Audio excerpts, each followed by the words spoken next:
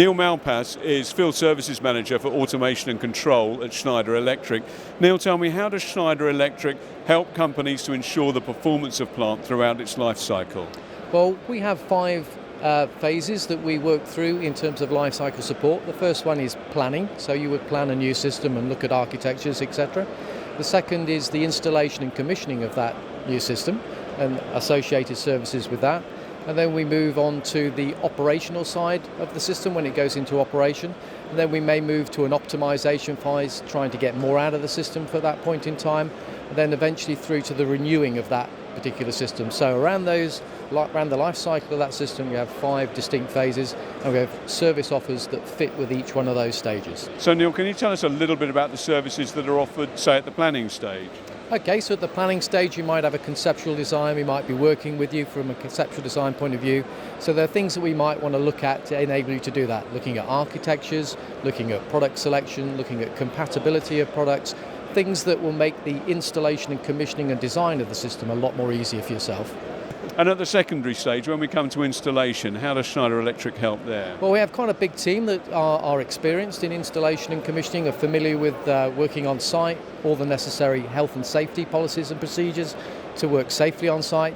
And we have a lot of experience with the commissioning of our products. They're actually getting it to work quicker, getting it to perform on time and providing you with a quick return on investment throughout that commissioning phase.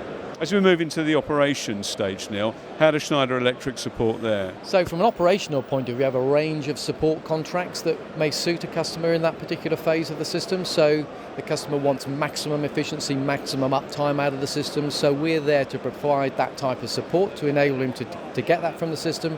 So we have a range of 24/7 support services, remote dial-in services, spares management services, software subscription services, all designed to maintain that system operationally and keep it at its highest possible efficiency. Moving through the life cycle, then what happens next? So we then move into an optimized phase. Typically a system will have met its specification, it might be producing at a certain level, but now the customer wants more out of it. So we're all there on hand to help him optimize that. What other technologies can we employ? What other things can we do to that system to get more from it? Really optimizing his asset, making it as efficient as possible and getting the maximum out of it. So that's what we do in the optimized phase. And then in that final renew phase, what happens there? Right, so in the renew phase, the system becomes a little bit more difficult to support, perhaps spares are difficult to obtain, maintainability and uptime become a problem, breakdowns become apparent. Maybe that it's supported on a very old operating system from a Windows perspective, from a software aspect.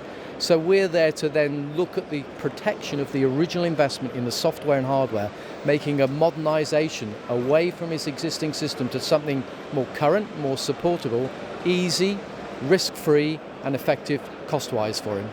Excellent. So they can basically upgrade with some confidence. That's right. You're having the manufacturer that designed the original equipment that he's had for perhaps 20 or 30 years, being involved in intimately understanding what that system is about, and then be able to migrate it with a series of tools to allow a quick hardware changeover. So his field wiring might be protected so that we've got quick changeover assemblies to be able to swap that, and his software can be maintained. So we actually import or migrate his application, and therefore his original investment in that software is maintained, and we have a range of tools to be able to do that with, and be able to then get him back going as quickly as possible. So working with him over short periods of time, either on a complete system upgrade or a staged upgrade, because one thing we can also do is pick away at it. So maybe he doesn't want to spend all of his money initially, but he might want to then, as his budget becomes available, work away at it a bit at a time, and we can manage that process with him as well.